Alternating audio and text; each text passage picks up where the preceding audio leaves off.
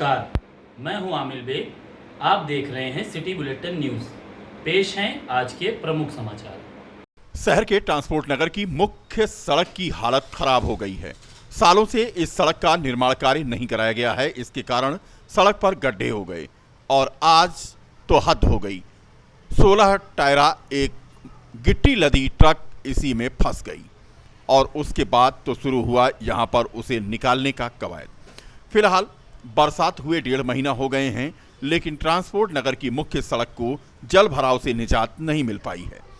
कई बार नगर निगम के अधिकारियों से शिकायत भी हुई, लेकिन कोई सुनवाई नहीं हो रही है। ट्रांसपोर्ट नगर में जल निकासी की व्यवस्था न होने के कारण यहां की सड़कों पर पानी भरा रहता है।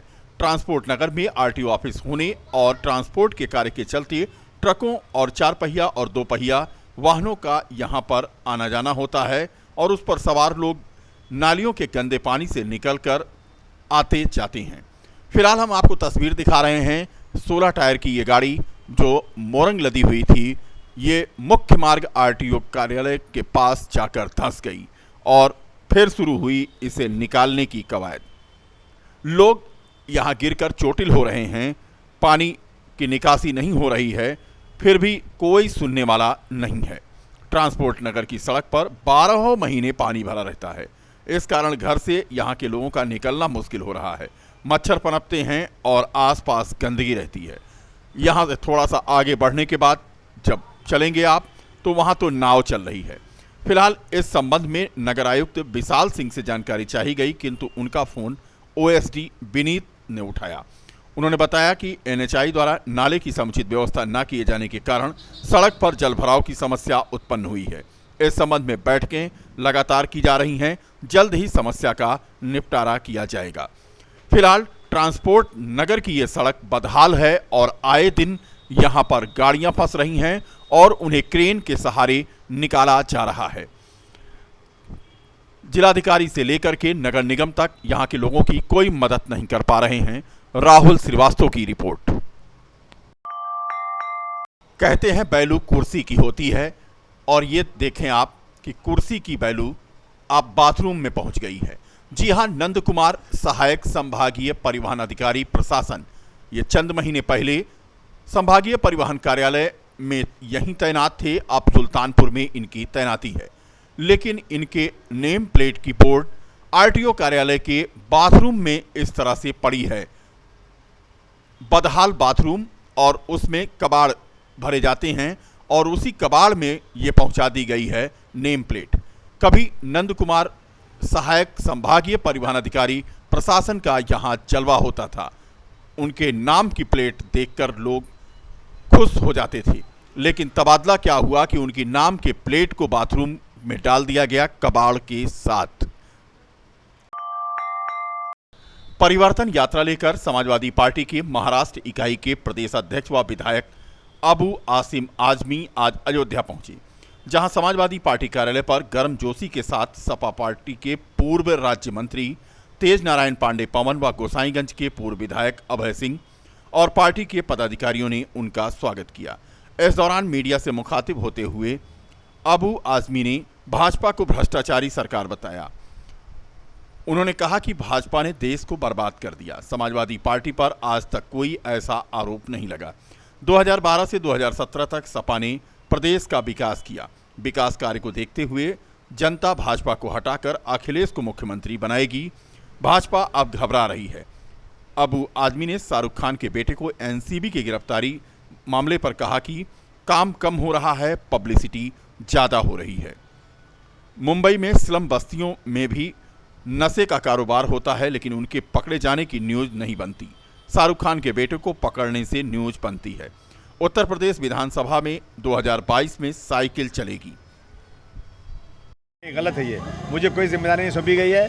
मैं इसलिए आया हूँ कि दुनिया में बुराई जो है ना, इसलिए नहीं कि बुरे लोग ज़्यादा हैं, अच्छे लोग ज़्यादा हैं, लेकिन वो चुप हैं। उनको आया हूँ जगाने के लिए कि जागो। और वो सरकार जो गांधी जी के कातिलों को क्रांतिकारी कहती है, वो लोग जो इस देश में भाई भाई को लड़ा रहे हैं और गंगा जमुनी तहजीब को ख़त्म कर देना चाहते हैं, जिन्होंने गंगा जमुना में लाशें भाई और कुत्ते खाए, उनको उतार फेंको। इसलिए आया हूँ मैं अपनी मर्जी से। जो भ्रष्टाचारी होते हैं वो ये बात कर रहे हैं, इन्होंने देश को बर्बाद कर दिया। समाजवादी पार्टी पे आज तक कोई ऐसा आरोप नहीं लगा है। 2012 से 17 तक जितना काम किया, आज की जनता इनको हटा करके वो काम याद कर रही है। अब ये घबराए हुए हैं, इस तरह की बातें कर रहे हैं। देखिए ऐसा है ना कि जो एनसीपी कर रही है ना, वो ज़्यादातर जो लोग हैं इसको पब्लिसिटी ज़्यादा कर रहे हैं। ऐसे मुंबई में ही कम से कम ऐसे ज़बरदस्त लोग हैं जो नशे का काम करते हैं, लेकिन वो स्लम में है, झोलपट्टी में है, गरीब हैं, उनको पकड़ने से न्यूज़ बनती नहीं। न्यूज़ बनती है शाहरुख खान के बेटे को पकड़ें, कोई ऐसे सेलिब्रिटी को पकड़ें, तो ये इसमें इश्तिहार ज़्यादा हो रहा है, काम कम हो रहा है। आखिरी केजरीवाल भी आए हैं, तो क्या वो भी यूपी में लगातार आ रहे हैं? जिसको भी आना हुआ है, लेकिन साइकिल चलेगी। ये 2022 में साइकिल ही आएगी, और इसलिए आएगी कि समाजवादी पार्टी की साइकिल ने 2012-17 तक जो डेवलपमेंट किया ना, वो एग्जाम्पल है, मिसाल है लोगों के लिए। साइकिल और झाड़ू कोई गठबंधन होगा? नहीं, गठबंधन तो किसी से नहीं हो रहा है। अंदर छोटे छोटे लोगों का गठबंधन हो रहा है। मुझे लगता है कि अखिलेश जी को जो सही लगेगा करेंगे वो, लेकिन मुझे नहीं लगता कि बड़ी किसी पार्टी से गठबंधन होगा। दिल्ली के मुख्यमंत्री अरविंद केजरीवाल का अयोध्या आगमन में विरोध हुआ। इसी कड़ी में अयोध्या धाम के पुराने बस अड्डे पर लगे पोस्टर में कालिक पोती गई। आम आदमी पार्टी के संयोजक व दिल्ली के मुख्यमंत्री अरविंद केजरीवाल के अयोध्या दौरे को लेकर के विरोध प्रदर्शन किया गया। पोस्टरों पर अज्ञात लोगों ने कालिक लगा दी। अयोध्या के संतों ने भी केजरीवाल के अयोध्या आने पर विरोध जताया है। वहीं हनुमानगढ़ी के पुजारी राजू दास ने बताया कि अरविंद केजरीवाल को एक्सीडेंटल हिंदू उन्होंने बताया और कहा कि केजरी चाचा ने हमेशा राम मंदिर का विरोध किया है। जब चुनाव आया तो रामलला की याद आई। केजरी चाचा अयोध्या आ रहे हैं। यही केजरी चाचा हैं जिन्होंने सदैव राम को अस्तित्व को नकारा। ये लोग एक्सीडेंटल चुनाव हिंदू हैं। ये लोग चुनाव आते तिलक चंदन और अपना भेष कालनेमी वाला रूप दिखाने का कोई काम कर रहा है, वो केजरीवाल हैं। इसके नाते क्योंकि राम को अस्तित्व को जिसने नकारा, और ये लाशों पे राजनीति करने वाले लोग कभी राम को अस्तित्व को नहीं माना, वो हनुमानगढ़ी और राम जन्मभूमि आ रहा है, जिनके लिए मुसलमान फतवा जारी करता था, मुस्लिम धर्म गुरुओं से ये अपने वोट के लिए बात करते थे, और आज जिस प्रकार से परिवर्तन आना तो शुद्ध रूप से कालनेमी है, और इनसे हिंदुओं को सावधान होने की जरूरत है। ये एक्सीडेंटल चुनाव हिंदू अपने आप को हिंदू साबित करने के लिए मठ मंदिर का सहारा ले रहे हैं। आने वाला चुनाव है, इसके नाते ये परिवर्तन है। आगामी 2 दिसंबर से भरत कुंड महोत्सव शुरू होगा।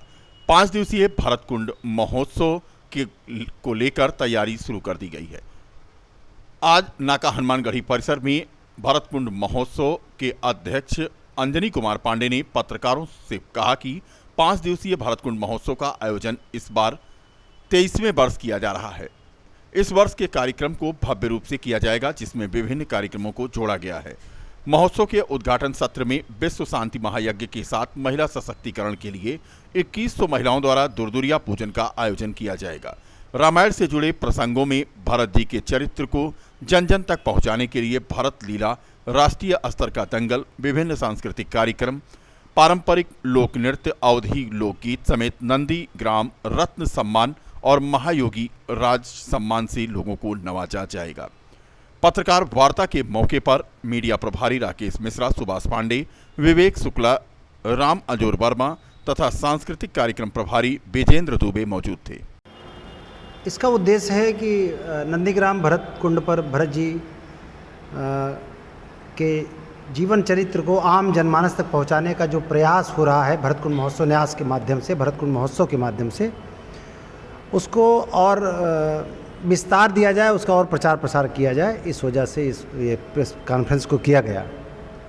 क्या खास रहेगा आपकी जो नारी सशक्तिकरण मुख्य बिंदु, ये हमारे कार्यक्रम का आकर्षण रहेगा।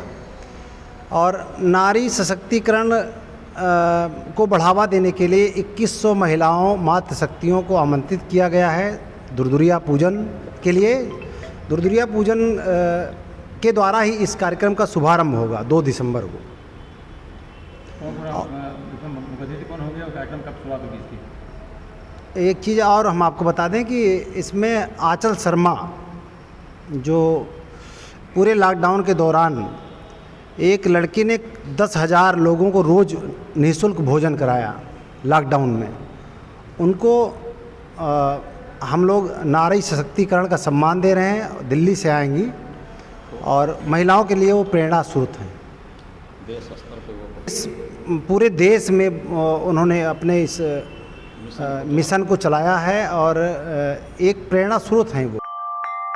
खरीफ की फसल तैयार होने के बाद किसानों को किसी तकनीकी समस्या में ना उलझना पड़े, इसको लेकर शासन के निर्देश के क्रम में बीकापुर में किसान समाधान दिवस कैंप का आयोजन करके किसानों को अपनी फसल को बेचने के लिए प्रोत्साहित किया गया। मार्केटिंग इंस्पेक्टर अवधेश प्रताप सिंह ने जानकारी देते हुए बताया कि फसलों को क्रय केंद्रों पर बेचने के लिए आने वाली तकनीकी विसंगतियों को दूर करने के लिए 5 दिवसीय समाधान कैंप का आयोजन किया गया। इस दौरान किसानों के आधार कार्ड और मोबाइल नंबर के लिंक संबंधी समस्याओं का भी मौके पर निस्तारण किया गया। मैं अवधेंद्र प्रताप सिंह, विपणन निरीक्षक बीकापुर, और यहाँ पर 5 दिवसीय जो है पूरे ज़िले में सभी तहसीलों में एक कैंप लगाया गया है, समाधान कैंप। जो किसान के मोबाइल नंबर जो अटैच नहीं है या उन्होंने मोबाइल नंबर अपना बदल दिया है, तो वो मोबाइल नंबर आधार से लिंक नहीं है, इसलिए उनका रजिस्ट्रेशन नहीं हो पा रहा है। इसके लिए एक मुफ्त समाधान योजना के तहत जो है सभी लोगों को यहाँ तहसील में एक टेक्निकल टीम भी है हमारी, जो आधार को मोबाइल नंबर से जो उनके नए चेंज नंबर हैं उसे लिंक कर रही है। तो ये 5 दिवसीय कैंप है। यहाँ पर किसानों को ये संदेश आप लोगों के भी माध्यम से और दिया जा रहा है कि वो यहाँ पर आएँ। अभी तक सुबह से 4 किसान लगभग यहाँ आ चुके हैं, जो भी सुन रहे हैं। अभी आज ही शुरुआत हुई है 10 बजे से। तो यह जो है एक अच्छी स्कीम है, जो किसान इधर उधर भटक रहे हैं उनके लिए यहाँ एक मुफ्त समाधान हो जा रहा है। अखिल भारतीय चाणक्य परिषद के तत्वावधान में सिद्धपीठ सीताकुंड धाम पर सुंदरकांड हनुमान चालीसा का पाठ करके आज गोसाईगंज के विधायक इंद्र प्रताप तिवारी खब्बू के जेल जाने को राजनीतिक साजिश करार देते हुए उन्हें संबल प्रदान करने को लेकर पूजा अर्चना की गई। इस दौरान चाणक्य परिषद के संरक्षक रामानुज तिवारी ने दावा किया कि हनुमान चालीसा सुंदरकांड पाठ के बाद विशाल हवन कर हनुमान जी से संकट मोचन की भूमिका अदा करने की प्रार्थना की जाएगी। कार्यक्रम में मुख्य रूप से भाजपा नेता राकेश राणा, युवा भाजपा नेता शैलेंद्र पांडे उर्फ मोनू, चाणक्य परिषद के मानस तिवारी, संजय पांडे, अनिल उपाध्याय, रंगनाथ तथा राजकुमार, कमलेश सहित दर्जनों पदाधिकारी मौजूद थे। निर्णय लेने जा रहा है, अगर हमारे नेता का उत्पीड़न न बंद किया गया तो हम ब्राह्मण समाज के जितने भी वोटर हैं इस जिले में किसी दूसरी पार्टी को वोट नहीं देंगे अथवा नोटा बटन को दबाएंगे। आम आदमी पार्टी के राष्ट्रीय संयोजक व दिल्ली के सीएम अरविंद केजरीवाल आज अयोध्या पहुंचे। सबसे पहले उन्होंने हाईवे स्थित एक होटल में रुककर विश्राम किया।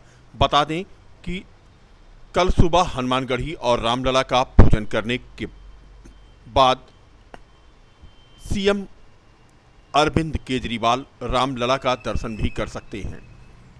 दिल्ली के मुख्यमंत्री अरविंद केजरीवाल के रामलला और हनुमानगढ़ी के दर्शन के लिए आज मार्ग का निरीक्षण भी किया गया। बता दें कि देर शाम दिल्ली के मुख्यमंत्री अरविंद केजरीवाल ने सरजू तट पर दुग्ध अभिषेक किया और यहां की सरजू आरती में हिस्सा लिया। महंत दिलीप दास और हनुमानगढ़ी निर्वाणी अनी अखाड़ा के महंत धर्मदास सीएम अरविंद केजरीवाल के साथ मौजूद रहे। अरविंद केजरीवाल के साथ राज्यसभा सांसद संजय सिंह ने भी यहां आरती में शिरकत की। बता दें कि अपने 2 दिवसीय अयोध्या दौरे पर आज मुख्यमंत्री दिल्ली अरविंद केजरीवाल अयोध्या पहुंचे थे और शाम को उन्होंने सरजू आरती किया है। कल हनुमानगढ़ी और रामलला का वह दर्शन करेंगे। इस बीच उन्होंने आज मीडिया से कोई खास बातचीत नहीं की। फिलहाल तस्वीरें आप देख सकते हैं। अरविंद केजरीवाल ने आज सरजू तट पर होने वाली आरती में हिस्सा लिया और उनके साथ आम आदमी पार्टी के राज्यसभा सांसद के अलावा प्रदेश अध्यक्ष सभाजीत सिंह भी मौजूद थे।